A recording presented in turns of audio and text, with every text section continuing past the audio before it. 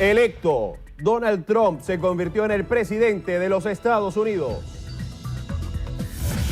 En los próximos días, presidente Nicolás Maduro sostendrá una conversación con el secretario de Estado norteamericano John Kerry. Mayor representación. Gobernador Henry Falcón presentó propuestas al nuncio apostólico para ser sumadas al diálogo entre gobierno y oposición. Nuevo sistema. Ministro Jesús Faría informó que el gobierno nacional aplicará mecanismo cambiario en la frontera con Colombia. Nueva ley. Francia prohíbe que los jefes manden correos a sus empleados fuera de horas de trabajo. Tragedia. Al menos 9 personas murieron tras un deslave en la localidad de El Tambo, al suroeste del vecino país. Cosecha éxitos. Edgar Ramírez fue premiado en Hollywood. Noticiero Venevisión. Información justa y balanceada. Muy buenos días, sean todos bienvenidos a la emisión matutina de su noticiero Venevisión. Lirio Pérez Petit y un servidor, Gregorio Rojas Flores, estamos listos para llevarles las informaciones más recientes de Venezuela y el mundo e iniciar nuestro acostumbrado recorrido informativo para conocer cómo amanece Venezuela. Lo hacemos en los estados Táchira y Sucre. Con información sobre las recientes precipitaciones. El primer contacto es para Marine Glot. Adelante, Marine, buenos días. Hola, buenos días. Persiste el colapso de la carretera local número 4 en la zona sur del estado Táchira, específicamente en el tramo Fundación Pregonero, como consecuencia de las fuertes precipitaciones. Las más de 50.000 familias afectadas de los municipios Uribante y Fernández Feo tienen una vía alterna por San Joaquín de Navay, pero requiere de más horas de recorrido. Comisiones de organismos en materia de vialidad iniciaron las labores para recuperar la calzada. Al momento se desconoce cuánto tiempo durarán los trabajos. Entre tanto, Protección Civil se mantiene en alerta monitoreando afluentes y zonas de alto riesgo, pues las lluvias se mantendrán en territorio andino. En Táchira, Marine Glot, Noticiero Venevisión. Buenos días, hoy nos encontramos en la comunidad de Valle Verde, donde más de 250 familias requieren ser reubicadas. Atención gubernamental es lo que estas personas solicitan. Soy Joan Natalí Ceballos desde el estado Sucre para Noticiero Venevisión. Muchísimas gracias, Joan Natalí. Continuamos ahora en el estado portugués. Allí nuestra corresponsal en la entidad nos tiene información sobre el sector salud. El contacto es para Yesenia Marchán. Adelante, buenos días, Yesenia. Buenos días, amanecemos en el estado portugués. Miembros del Poder Popular y representantes de consejos comunales se hicieron presentes en la Dirección Regional de Salud Ambiental para exigir a las autoridades gubernamentales el rescate de esta institución que se encuentra en un total deterioro. Filtraciones de los techos, mal estado de los pisos y condiciones infrahumanas para trabajar son las principales problemáticas. Igualmente aseguraron que es necesario que el Ejecutivo Regional se aboque a la búsqueda de una pronta solución, ya que se ven afectados tanto los trabajadores como la ciudadanía. Desde el estado portugués, Yesenia Marchán para Noticiero Venevisión. Gracias, Yesenia. Ahora nos trasladamos al estado Carabobo. Lo hacemos con información sobre los recientes apagones en la ciudad de Valencia. Establecemos contacto con nuestro corresponsal, Randolfo Blanco. Adelante, Randolfo, buenos días. Bueno, y acá en el estado Carabobo, habitantes y comerciantes de la ciudad de Valencia están preocupados ante los constantes e imprevistos cortes eléctricos. Los comerciantes aseguran que hay apagones que duran hasta 4 horas, provocando pérdidas cuantiosas. Del mismo modo, los habitantes aseguran que en un día pueden registrarse entre 3 y 4 cortes eléctricos. Exigen a las autoridades de Corpoelec que aclare cuáles son las razones por las cuales se están registrando esta suspensión del servicio, ya que no está previsto ningún racionamiento eléctrico. En Carabobo, Randolfo Blanco, Noticiero Venevisión. Muchísimas gracias, Randolfo. Nos vamos ahora a los estados Cojedes y Guárico. Allá nuestros corresponsales nos tienen información en materia de seguridad. El primer contacto es para Gregory Brusual. Buenos días, Gregory. Buenos días, en Cojedes se dio inicio al dispositivo Navidades Seguras 2016 con el despliegue de más de 2.100 funcionarios de los diferentes organismos de seguridad y prevención del Estado. La gobernadora Margaret Godoy informó que fueron instalados 23 puntos de control fijo en troncales y autopistas y más de 40 puntos móviles para el resguardo de la ciudadanía. La mandataria regional señaló que el operativo reforzará la vigilancia en entidades bancarias y supervisarán los comercios para evitar la especulación durante la época decembrina. Acotó que se hará énfasis en el control del expendio de bebidas alcohólicas y la circulación de motorizados en horas nocturnas. Desde el estado Cojedes, Gregory Brusual, Noticiero Venevisión. Hola, buenos días. En el estado de Guárico amanecemos con información en materia de seguridad. Y es que el comandante Juan Delgado Gaspar, quien además es el secretario de Seguridad Ciudadana, aseguró que durante las últimas horas al menos 2 personas resultaron abatidas al enfrentarse a comisiones policiales. Indicó adicionalmente que 320 personas fueron puestas a la orden de las autoridades durante el mes de octubre por su presunta participación en hechos punibles, así como la incautación de 65 armas de fuego. Desde el estado Guárico, Eliezer Hernández, Noticiero Venevisión. Gracias, Eliezer. De Guárico nos vamos a los estados Mérida y Monagas. Lo hacemos con información en materia educativa. Y el primer contacto es para Gabriela Gutiérrez. Adelante, Gabriela, buenos días. Buenos días, amanecemos en el estado Mérida informando que el viceministro de Educación, Jason Guzmán, y el secretario general de Gobierno, Gerardo Molina, inauguraron el Liceo Bolivariano Llano del Aní en el municipio Sucre de la entidad merideña. Atenderá a 350 niños, niñas y adolescentes y se ejecutó por medio de una inversión de 7 millones de bolívares.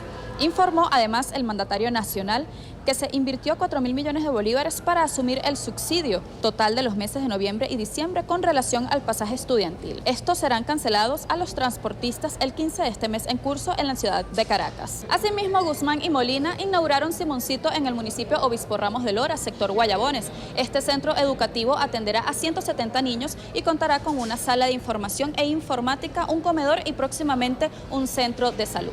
Desde el estado Mérida, Gabriela Gutiérrez, Noticiero Venevisión. Buenos días, amanecemos desde el estado Monagas, específicamente desde la zona industrial de Maturín. Y es que los niños y adolescentes que cursan los estudios básicos y diversificados están expuestos al asalto a mano armada cuando salen a tomar el transporte de regreso a casa. Representantes denunciaron que son víctimas frecuentes de la delincuencia en los alrededores del Colegio Cecilio Acosta, ubicado en la zona industrial de Maturín, amedrentando sin pudor alguno a los niños, adolescentes, gremio administrativo y docente. Hicieron un llamado a las autoridades a que envíen patrullaje a la zona para evitar este tipo de robo a la comunidad estudiantil. Desde el estado Monagas, en alianza con TV Plus, Alexis Abreu, Noticiero Venevisión. Muchísimas gracias, Alexis. Continuamos ahora en el estado Vargas. Con información sobre el sector transporte. El contacto es para Orlefran Camaño. Buenos días, Orlefran. Muy buenos días, amanecemos acá en el estado Vargas, donde iniciaron un operativo de venta de cauchos a precios solidarios para toda la población varguense en las instalaciones de la SODI Vargas. El comandante de este organismo militar, Jacinto Cabello, informó que tienen cauchos disponibles para carros pequeños, autobuses y hasta gandolas, y extenderán la jornada hasta el próximo viernes. También detalló que no habrán restricciones en la venta y se esperan que se realice una jornada como esta en el mes de diciembre. En la cámara de Martín Hernández, Orlefran Amaya, Noticiero Venevisión. Gracias, Orlefran. Ahora nos vamos a Trujillo. Ahí tenemos información comunitaria. El contacto es para Raingira Briceño. Adelante, Raingira, buenos días. Buenos días, amanecemos desde el estado Trujillo con información comunitaria en la capital, donde habitantes de la comunidad Mirabelito de San Pablo hacen un llamado al ente municipal para que considere los problemas que tiene con el agua potable y con la vialidad. De igual manera, en este sector sus habitantes indicaron que esta comunidad permanece a oscuras por falta del alumbrado público, situación que, según aseguraron, ha aumentado los índices de inseguridad. De TV Trujillo, Raingira Briceño para Noticiero Venevisión. Muchísimas gracias, Raingira. Finalizamos nuestro recorrido por el país en los estados Zulia y Miranda. Nuestros corresponsales nos tienen información en materia cultural. El primer contacto es para Alberto Revés. Adelante, buenos días, Alberto. Buenos días, gracias por el contacto. Representantes de la Red Patrimonial y de Diversidad Cultural en Miranda piden ante el Consejo Legislativo la aprobación de recursos para continuar impulsando la cultura. El presidente de la red, Juan Ramón Ojeda, explicó que en reiteradas oportunidades han presentado solicitudes ante las autoridades regionales sin recibir respuesta alguna. Afirmó que en total son necesarios 6 millones de bolívares para 97 agrupaciones de cultores. Por otra parte, informaron que este viernes se tiene prevista la consulta pública de la Ley de Cultura, en donde esperan la participación de cultores y público en general. Desde Los Teques en Miranda, de Altos Visión, Alberto Rebeto, Noticiero Venevisión.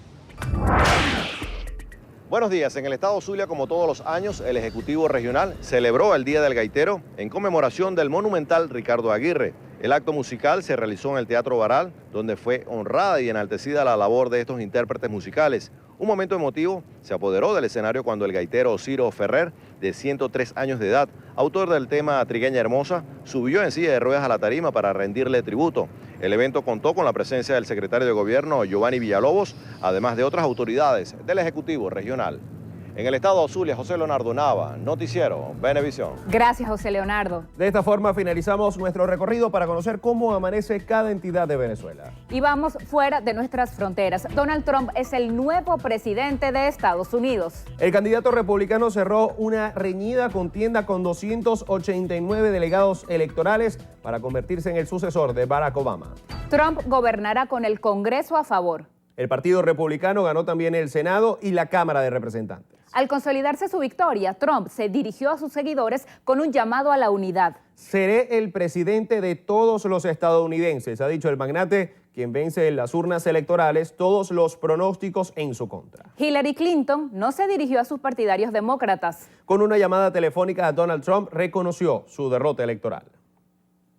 Y el presidente de la República, Nicolás Maduro, sostendrá en los próximos días una conversación telefónica con el secretario de Estado de Estados Unidos, John Kerry. El primer mandatario aclaró que hablará con Kerry sin importar los resultados de las elecciones llevadas a cabo este domingo en los Estados Unidos.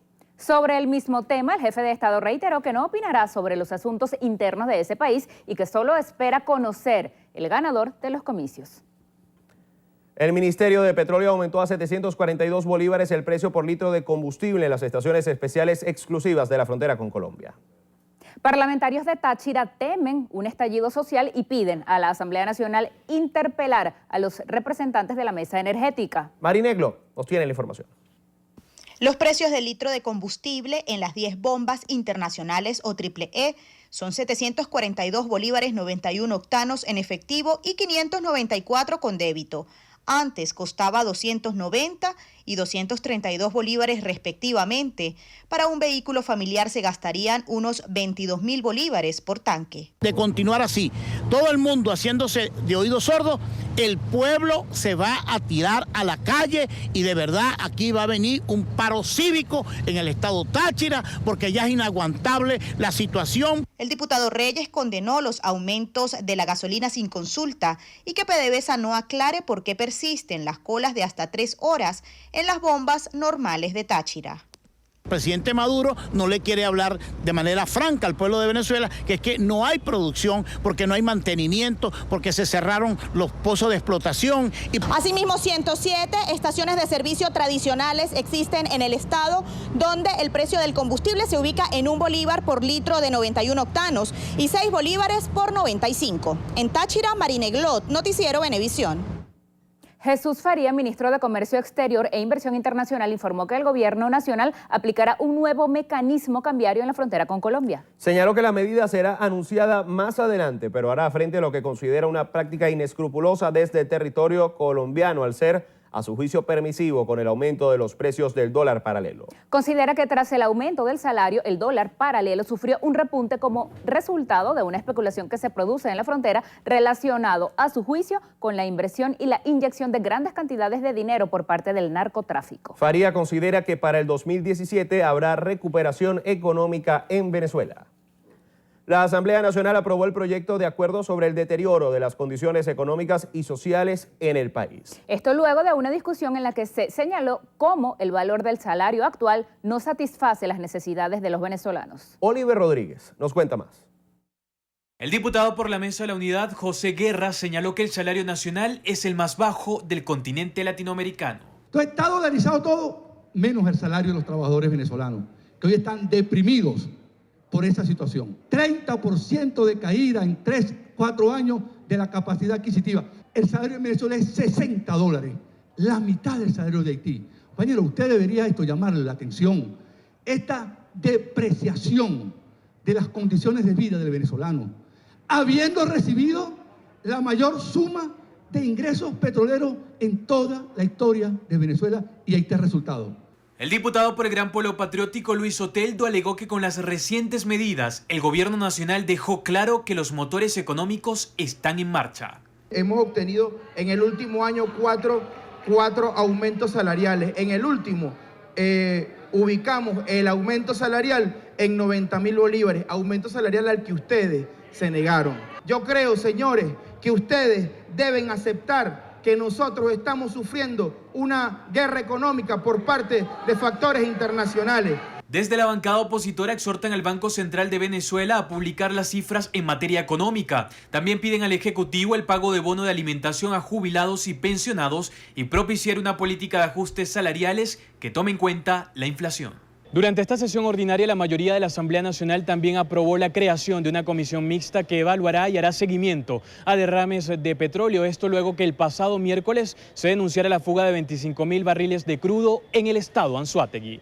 En el Palacio Federal Legislativo, Oliver Rodríguez, Noticiero Venevisión. El gobernador del estado Lara, Henry Falcón, se reunió con el nuncio apostólico Aldo Giordano para sumar sus propuestas al diálogo. Consideró que en el proceso no se representa por completo al país. Diana Martínez nos informa. Falcón pidió a Monseñor Aldo Giordano que se incluyan temas como la descentralización y gobernabilidad, por lo que sugirió la creación de una nueva comisión. Espera resultados concretos para la próxima plenaria. Que el diálogo aborde de manera prioritaria, pero también perentoria, el problema del hambre, la situación de mortalidad en el país, la decadencia de los servicios, la situación de criminalidad y, por supuesto, la crisis humanitaria. Falcón considera que el tiempo para dialogar es insuficiente. Tiene que ser más que un diálogo, un verdadero espacio para el encuentro, pero también para la negociación política. Y en ese sentido nosotros vamos a plantear en la próxima plenaria la posibilidad de ampliar el diálogo. El gobernador pidió a los mediadores sensatez ante la posibilidad de que brinden un balance prematuro sobre el diálogo. Diana Martínez, Noticiero Venevisión. El defensor del pueblo Tarek William Saab consideró que sería un error que alguno de los sectores se pare de la mesa de diálogo. Tarek William Saab cree que la paciencia es importante, pues a su juicio es un proceso de acuerdo y los resultados no se dan de inmediato. Puso como ejemplo el caso de Colombia. Obviamente la comparación con Venezuela no se aleja de la realidad, puesto que allá hubo 200.000 muertos producto de una guerra civil y 6 millones de desplazados internos, refugiados por todo el mundo. Pero recordemos ese caso. No fue 2 mesas de diálogo, no fueron 3 mesas, no fueron 4 mesas, fueron años. Yo aspiro que de esta segunda mesa venga una tercera, una cuarta, una quinta, que aborde los temas estructurales de la nación y que los venezolanos, el derecho sagrado que tenemos a vivir en paz, a tener estabilidad democrática. El defensor del pueblo inspeccionó el Liceo Andrés Bello en Caracas y recomendó mejoras en la infraestructura, seguridad, dotación de insumos médicos. Hacemos nuestra primera pausa. Ya regresamos con más información para ustedes. No se aparten de sus pantallas.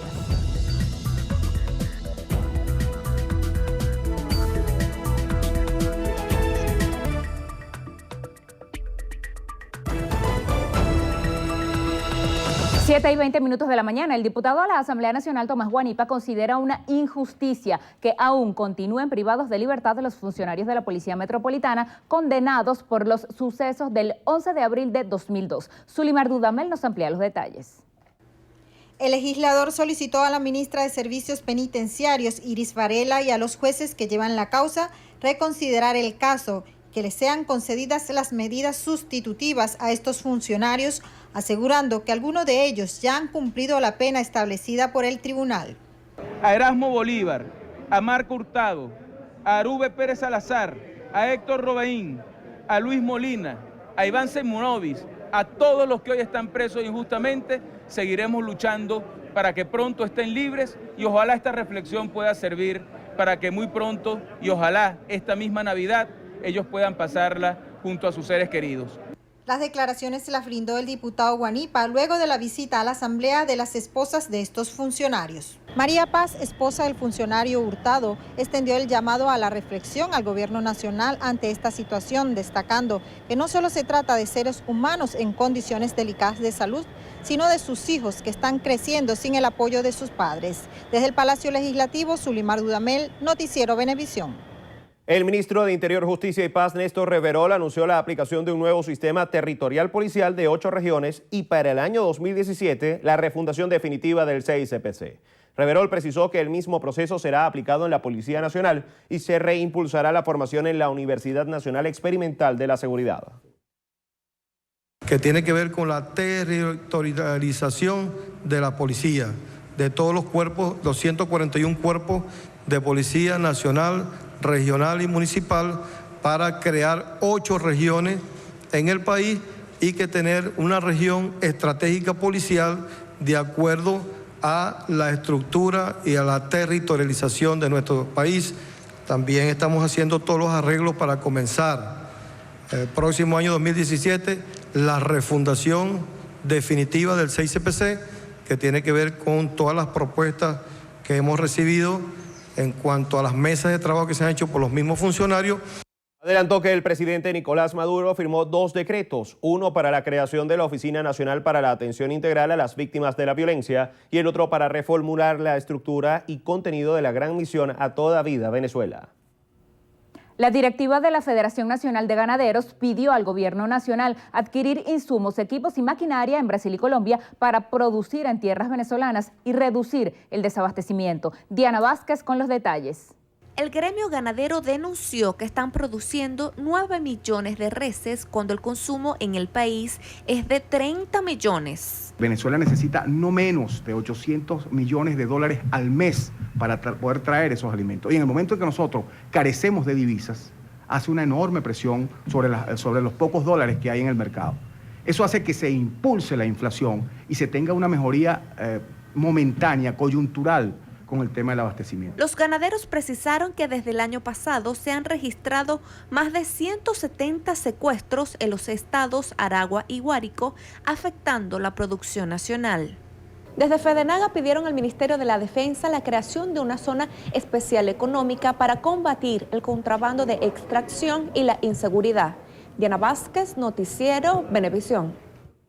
Durante la reunión número 40 del Consejo de Economía Productiva, el gobernador del estado Táchira, José Bielma Mora, firmó un convenio para la producción láctea con la empresa Nestlé de Venezuela.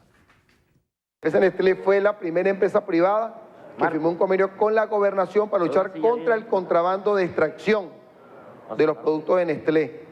En este caso es un convenio que vamos a firmar en el área de educación. Es un convenio educativo para formar integralmente a productores lecheros. Durante el encuentro, el mandatario regional también firmó acuerdos con las empresas Carrocería Michelena y Civechi para la producción y ensamblaje de vehículos.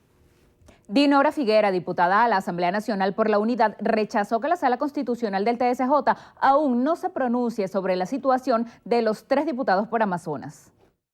Esta es la fecha que nosotros tenemos, mes de noviembre, y el Tribunal Supremo de Justicia no fija posición con respecto a la convocatoria de unas posibles elecciones en el estado Amazonas. ¿Y por qué lo hace? Para quitarnos precisamente la mayoría calificada y que nosotros no nombremos los rectores del Consejo Nacional Electoral. Por eso estamos en la mesa discutiendo nuestros derechos. A juicio de la parlamentaria, la demanda popular para este momento es la de un cambio en la nación. El 80% de la población venezolana que se le consulta acerca de cómo está el país dice que vamos por mal camino. Y un 70%, 80% también quiere que haya un cambio de presidente de la República. Esto debe inclusive tomarse en cuenta ante el fracaso de la política social, que es lo primordial en este momento. Figuera resaltó que la oposición continuará en la mesa de diálogo para buscar por la vía pacífica y electoral una solución contundente a la situación que atraviesa el país. Loengri Mateus, diputado a la Asamblea Nacional por el PSUV, considera que la escasez de combustible en estados centrooccidentales y la filtración de crudo en Anzoátegui deben ser investigadas porque a su juicio podría tratarse de un saboteo. No vaya a ser también que en medio de este desespero de la derecha haya saboteo en estos momentos dentro de las instalaciones de PDVSA. Eso habrá que hacer una investigación profunda y a fondo, tanto de lo que ha sido la paralización breve de los centros de distribución de combustible, como también lo que ha ocurrido en el estado de Anzoátegui, porque es muy casual, o no es muy casual, pues, de que esto ocurra tan seguido. Mateus desestimó que ocurra un derramamiento de sangre si el diálogo no resulta positivo. Vimos, pues, cómo de una u otra forma el enviado por el Vaticano vaticinaba cosas que son opiniones muy personales de este señor y que nosotros sabemos que aquí en Venezuela, mucho más allá de que el diálogo dé sus frutos o no los dé, nosotros vamos a garantizar la paz de todos los venezolanos y las venezolanas.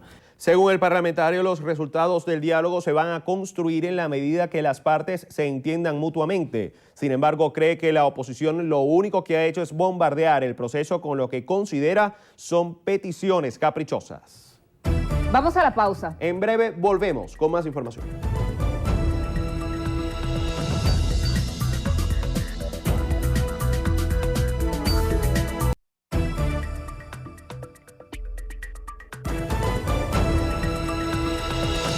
Siete y 32 minutos. Estudiantes de distintas universidades entregaron un documento en la sede de la Defensoría del Pueblo en Maracaibo para solicitar la liberación plena de los estudiantes detenidos y los que están bajo régimen de presentación ante los organismos del Estado y tribunales. Joaquín Salas, dirigente estudiantil, dijo que desde la juventud opositora luchan activamente para que se les entregue la libertad plena a más de 70 estudiantes que permanecen bajo las rejas a su juicio por ejercer su derecho a la protesta.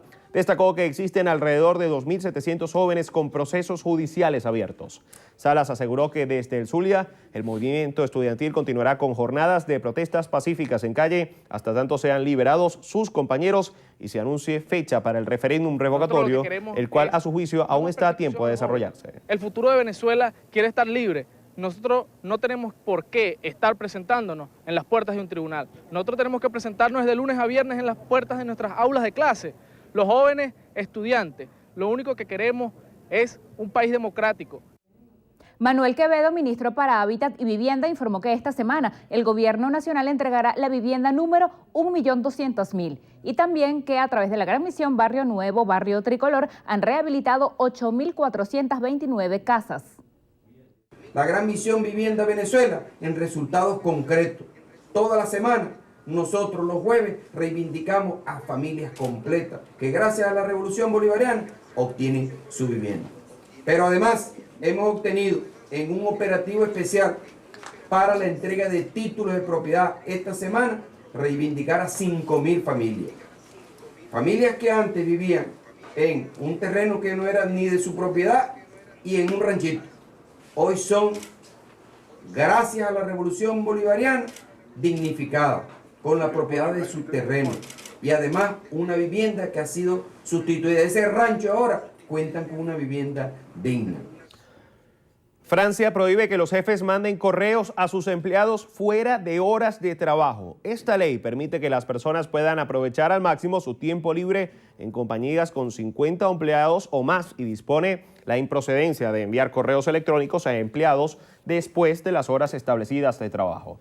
Dicha ley es el resultado de estudios que muestran que hoy existe mucho más estrés asociado al trabajo que antes y que ese estrés es constante ya que los empleados van físicamente de la oficina, pero no se van del trabajo porque los textos, los mensajes y los emails invaden la vida del individuo al punto que eventualmente es imposible separar una parte de la vida con la otra.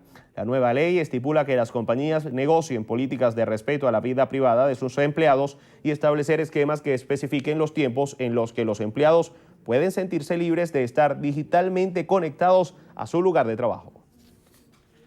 Tras su triunfo en los comicios presidenciales, el republicano Donald Trump se comprometió a trabajar por el futuro de Estados Unidos. Vamos a iniciar la labor urgente de reconstruir nuestra nación y renovar el sueño americano. He pasado toda mi vida en los negocios, viendo el potencial, los proyectos en todo el mundo. Ahora eso es lo que quiero hacer para nuestro país. Líderes mundiales se han pronunciado por su victoria. Entre ellos, el jefe de gobierno español, Mariano Rajoy, felicitó al magnate neoyorquino y señaló que su país seguirá trabajando para reforzar la relación entre ambos países. El mandatario ruso, Vladimir Putin, también saludó a Trump y aseguró que entablarán un diálogo constructivo con Washington. La primera ministra británica, Theresa May, expresó sus felicitaciones y espera que con Estados Unidos sigan siendo estrechos aliados. En Colombia, al menos 9 personas murieron tras un deslave en la localidad de El Tambo, al suroeste del país. Las víctimas se movilizaban en un vehículo de servicio público cuando quedaron atrapadas por el deslizamiento de tierra. El siniestro se produjo en una carretera del departamento del Cauca. De acuerdo a las autoridades, el accidente se generó debido a las últimas lluvias en esa zona. El pasado 26 de octubre, otras 16 personas fallecieron en la localidad de El Cabuyal, ubicada entre Medellín y Bogotá.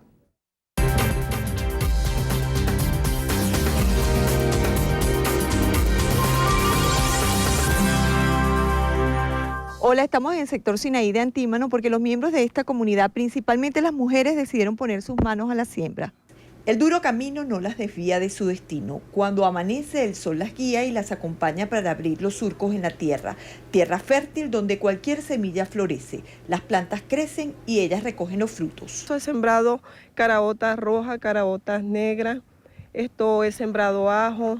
Estos son los aguacates que produce mi terreno, cebollín, el cambur. Por lo regular yo tengo de cada rubro un poquito. Y así no dependo del mercado de ir a comprar a altos precios, no, yo misma lo produzco, yo misma lo consumo y le vendo a mi comunidad también a bajo costo. Y nos intercambiamos los alimentos, o sea, que si lo que tú ves aquí nos lo intercambiamos nosotros, que si hicimos muchas veces reuniones entre nosotros y toda la comida saliera de aquí, que si la yuca, que si de nosotros mismos aquí en la comunidad. Hacemos fertilizantes agroecológicos, ellos tienen humus de lombriz, que elaboran un compostero con lombrices, para poder tener un nutriente para alimentar las plantas, que es algo muy importante porque no se utiliza nada químico. Mantener y cuidar las plantas es rutina diaria en esta comunidad de Antímano. Cada día aprenden algo. Hoy vamos a enseñar de cómo nosotros vamos a aprovechar el resto de la cebolla. Cuando nosotros mayormente utilizamos la cebolla, esta parte la botamos. Nosotros, ¿cuál es la idea? De que nosotros podamos reproducir nuevamente esta cebolla, pero si nosotros la sembramos de esta manera, sin hacerle el corte, solamente vamos a tener una cebolla. Haciéndole el corte, la idea es que tengamos 5 cebollas de acuerdo a los cortes que le hagamos. Y luego lo sembramos. Lo mismo lo vamos a hacer con el cebollín. En la siembra que realizan aquí en Antímano utilizan productos naturales como abono. Aquí tenemos conchas, cáscaras y otros desechos de la cocina. Además, también colocan plantas como esta, que son un buen repelente de los insectos que son dañinos para los cultivos. Noticiero Venevisión te recomienda que eches raíces en suelo venezolano porque el futuro está en la raíz.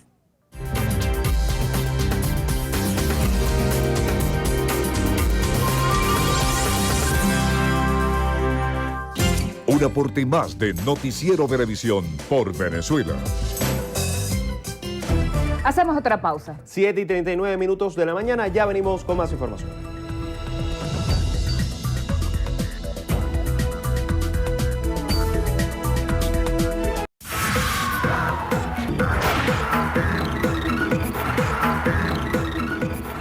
Amigos, buen día, soy Carelis Cuadros y esto es Estrenos y Estrellas. Iniciamos las noticias del mundo del entretenimiento con el venezolano Edgar Ramírez, que continúa ganándose el reconocimiento de Hollywood y ahora recibió un premio especial por su papel en Gold. El actor no se detiene y sigue cosechando éxitos. Esta vez fue gracias a su participación en la película dirigida por Steven Gagan. El reparto fue galardonado el domingo en la 20ª edición de los Hollywood Film Awards. Cuando Matthew McConaughey recibió el premio, reconoció el talento de Edgar Ramírez e invitó al resto del reparto a acompañarlo en el escenario. El venezolano compartió el momento por sus redes sociales y agradeció la oportunidad que le han brindado, además de todo el apoyo que ha recibido. Seguimos con Angelina Jolie y Brad Pitt, que al parecer llegaron a un acuerdo sobre la custodia de sus hijos. Según los representantes de la actriz, la expareja habría llegado a un acuerdo. En un comunicado señalaron que firmaron la resolución hace más de una semana, después de que cuidadores profesionales hayan fomentado el contrato legal para el cuidado de los niños que van desde los 6 a los 15 años de edad. Finalmente, los hijos quedarán bajo el cuidado de Jolie y continuarán las visitas terapéuticas con Brad. Y salen a la luz las razones por las que realmente Mariah Carey y James Packer no se casarán. Las celebridades se iban a convertir en una de las parejas más poderosas del mundo cuando contrajeran matrimonio, hasta que a finales de octubre se anunció el quiebre de su compromiso. En ese momento se dijo que el magnate había terminado la relación debido a los lujos de la cantante. Sin embargo, TMZ informó que el acuerdo presentado por Packer indicaba que ninguna pieza de joyería o de lujo que cueste más de $250,000 será considerada un obsequio. Además, se determinaba la cantidad de ropa que él le compraría a Carey y que ese vestuario no podía ser usado por ella en conciertos o en reuniones de negocio. En ese mismo ítem quedaba en claro que Mariah se encargará de comprar la ropa de sus hijos. Y la cláusula más ofensiva fue la que señalaba que James le pagaría a Mariah $6 millones por año completo de matrimonio, con un tope de $30 millones.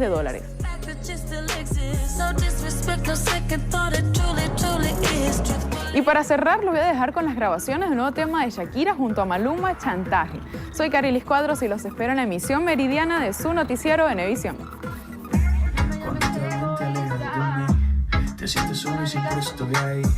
Es una guerra de toma y dama. Perdóname eso que tiene ahí. Oye, baby, no seas mala.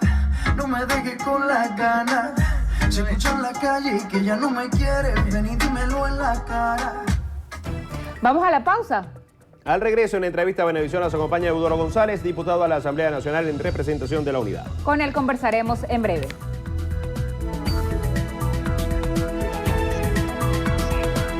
Entrevista Venevisión. Líder en opinión. Por tu canal independiente, Venevisión. Como lo anunciamos, hoy en Entrevista a Venevisión nos acompaña Eudoro González. Él es diputado de la Asamblea Nacional por la Mesa de la Unidad Democrática. Bienvenido. Muchas gracias. Gracias por la invitación. Diputado, Donald Trump es el presidente electo de Estados Unidos luego de una reñida victoria y de una campaña que dio mucho que hablar. ¿Qué repercusiones puede traer para América Latina y sobre todo para Venezuela la nueva presidencia en Estados Unidos? Bueno, hay que empezar hablando de la campaña, una campaña muy hostil en la cual es dos propuestas. Una, un candidato que hablaba de muros y de inmigración y de alejarse de la inmigración y de castigar y penalizar la inmigración. Una campaña que habló de sacar a 11 millones de inmigrantes supuestamente ilegales versus una campaña Clinton donde se hablaba de regularizar a esos inmigrantes que ya estaban en Estados Unidos, que deben estar hoy muy angustiados, donde nunca se habló de muros, más bien de mayor globalización y apertura de los Estados Unidos hacia los mercados, hacia sus vecinos. Una campaña Trump que habló de cerrar una economía, de volver a encontrar las raíces y aquella cosa original americana, aquel American Dream, aquel sueño americano de los 60, de los 50, en los cuales la autosuficiencia americana producía sus propios automóviles. Detroit, la ciudad de los automóviles, era el gran productor de coches, de carros en los Estados Unidos, y hoy son importados, están los japoneses, coreanos, en fin. Versus una campaña Trump que sigue apostando a la globalización, al negocio mundial, a los intercambios comerciales. Con lo cual, todo ese panorama de apertura que la administración Obama había tenido, hay que analizar ahora qué va a hacer Trump con todos esos acuerdos internacionales, con todos esos convenios internacionales, y en el caso de Latinoamérica y en el caso venezolano, recordemos que Estados Unidos ha participado, hasta hace pocas horas tuvo Thomas Shannon aquí en Venezuela para hablar sobre el diálogo. John Kerry tiene una visita anunciada para Venezuela en los próximos días para reunirse con el presidente, con lo cual la política norteamericana obviamente va a cambiar, según ha dicho Donald Trump, pero esa campaña hostil, esa campaña de insultos, una campaña de un nivel inclusive que podemos calificar hasta de bajo en algunos temas del trato personal que se dieron a ambos candidatos, contrasta con un día de elecciones pacífico, tranquilo, en el cual Trump apostó al americano auténtico, al norteamericano originario, al voto blanco obrero, al voto blanco rural, versus las minorías, mujeres, hispanos, inmigrantes ilegales, que hoy deben estar muy preocupados y sobre todo encuentra Trump una sociedad fracturada, dividida, con gente que quedó insultada, que va a tener ahora que soportar ver al presidente, a esa persona que durante la campaña fue tan dura con todos esos grupos, gobernar y estar en la Casa Blanca. Con lo cual, el reto de Trump para mí es primero interno. Tienen que encontrar paz, y por eso su discurso de anoche de unificación, de respeto, vamos todos juntos a construir el país, hagamos todos juntos América otra vez grande. Es un tema que nos va a afectar, por supuesto, porque la política norteamericana hacia Latinoamérica cambiará sin duda alguna, y eso tenemos que ver en los próximos días. ¿Cuál será su política internacional, que va a depender mucho también de a quién nombre como secretario de Estado hacia Venezuela, y también tomando en cuenta que el propio presidente Maduro, como usted decía, anunció que va a hablar telefónicamente con John Kerry, el actual secretario de Estado, y eso lo dijo antes de que se conocieran los resultados? Bueno, adivinar con exactitud y prever con certeza cuál será la política hacia Venezuela. ¿O qué sería lo conveniente? Hay que esperar. Yo creo que lo conveniente es tratar de mantener, es decir, estando nosotros tan cerca de este continente, de todos los países latinoamericanos muy vinculados a Norteamérica, sería un error pasar de alto todos los avances y todas las cosas que se han hecho en los últimos tiempos. Hay que ver con qué discurso viene Trump para conocer cuál va a ser la respuesta de los gobiernos latinoamericanos hacia ese discurso. pero sin duda alguna ya están anunciadas algunas cosas. Por ejemplo, no está de acuerdo Trump con el trato que se le ha dado a Cuba, no está de acuerdo Trump con algunas de las acciones que los gobiernos latinoamericanos han hecho, y ya lo ha dicho, y eso sin duda alguna será parte de su política internacional. Diputado, volviendo a nuestro país, ayer la Asamblea Nacional aprobó un acuerdo sobre el deterioro de las condiciones sociales y económicas de los venezolanos. El diputado José Guerra hablaba de que Venezuela tiene el salario mínimo peor o el más bajo de toda América Latina. ¿Esto qué significa y en qué beneficia al país la aprobación de un acuerdo en resultados prácticos? Mira, lo más importante de ayer son dos cosas. Uno, que José Guerra dio una clase de economía a toda la Asamblea y a todo el país que lo siguió sobre la realidad. Inclusive llegó a presentar unos números donde se calculaba el salario mínimo al gusto que quiera el gobierno, al dólar que no le gusta nombrar, a la tasa CIMADI que se utiliza ahora o a la tasa oficial, y por todos lados da un salario muy paupérrimo en Latinoamérica. Y el segundo punto fue el llamado a reflexión que se hizo en ese acuerdo, donde se le dice al gobierno que ante esa evidencia que es incontrovertible, tiene que haber la necesidad de una apertura para conversar y para que las partes en ese diálogo que se está proponiendo y que está propuesto en Venezuela hoy, se aborden los temas macroeconómicos, porque efectivamente las personas nada hacen con el bolsillo lleno de billetes de 100 bolívares, pero no pueden comprar cada día menos cosas. El poder de compra de 90 y tantos mil bolívares, que termina siendo el salario completo, el mínimo más el integral más el CETATIC, de hoy no le alcanza a las personas, para comprar apenas el 30% de lo que pueden comprar en el 2012. Y otro elemento importante de ayer es que el oficialismo, en voz de uno de sus diputados que habló ayer, habló de que efectivamente reconocen que su fracaso ha sido en el tema económico. Claro, 17 años después, y después de todas las calamidades y de todas las cosas terribles que vivimos los venezolanos hoy para conseguir alimentos, medicina, la gente que nos está viendo está sufriendo el día a día de una crisis que es impagable para el hogar medio venezolano acceder a los bienes básicos, ni hablar de un jubilado. Ayer sacaba la cuenta José Guerra también, 27.000, 28.000 bolívares de un jubilado no tiene ese tatique. Ese está peor todavía que el que tiene los 90.000 del integral, con lo cual creo que este acuerdo viene a ser parte de una estrategia de intentar encontrar un punto, encontrar lugares comunes en los cuales comencemos a trabajar y ayudar a todos los venezolanos que están sufriendo una crisis tremenda. Diputado, este viernes, 11 de noviembre, se cumplen los primeros 10 días de ese primer encuentro que hubo entre oposición y gobierno. El gobernador Enrique Capriles ya ha dicho que hoy miércoles es cuando se van a anunciar las estrategias a seguir, pero ¿con qué expectativas va la oposición a este nuevo encuentro? ¿Qué balance hay de este, digamos, prediálogo, cuando ya voceros del oficialismo han cerrado la posibilidad de unas elecciones anticipadas y cuando el facilitador enviado por el Vaticano y también el defensor del pueblo, Tarek William Saab, lo decía ayer, sería muy negativo que alguna de las partes se levantara de la mesa? No, evidentemente que siempre es negativo cerrar cualquier posibilidad de diálogo. Recordemos que en Venezuela no se dialoga ni se habla de política desde hace 20 años aproximadamente, que no tenemos diálogo político efectivo. Ha sido la imposición de un grupo sobre otro, el te borro, el te quito, el te elimino. Recordemos en el año de la campaña del 98, vamos a freír cabezas de políticos. Es decir, en Venezuela no tiene diálogo político desde hace aproximadamente 2 décadas, con lo cual cualquier señal o cualquier posibilidad de conversación entre los bandos en conflicto es una buena noticia para el país. ¿Qué sucederá el viernes? ¿Qué se anunciará o qué no se anunciará? No soy vocero autorizado para darte los detalles. Lo que sí te puedo decir es que la oposición y la Alternativa Democrática ha puesto unas condiciones básicas y están centradas en, uno, el problema social. Hay que atacar el tema económico y social porque los venezolanos la estamos pasando mal y el común de los venezolanos la está pasando muy mal. Tenemos temas de presos políticos, tenemos un tema de necesidad del voto, porque recuerda que se nos dijo durante 17 años que había que votar era bueno. Tuvimos 1,5 elección por año, con lo cual no podemos permitir que nos quiten ese derecho a expresarnos en las urnas.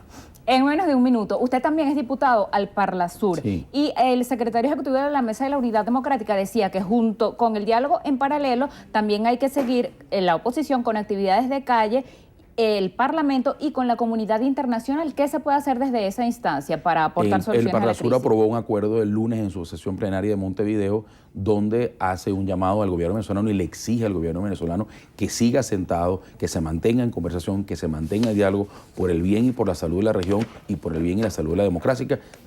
Y ese es el trabajo que tenemos que seguir haciendo en la comunidad internacional para explicar lo que pasa en Venezuela, para explicar los grandes problemas que tenemos y que eso sea un mecanismo de presión sobre nuestro gobierno para que entienda que tiene la llave, el que tiene la llave de la gran solución a muchos problemas es el que está en el poder, es el que está en el gobierno. Gracias por haber venido.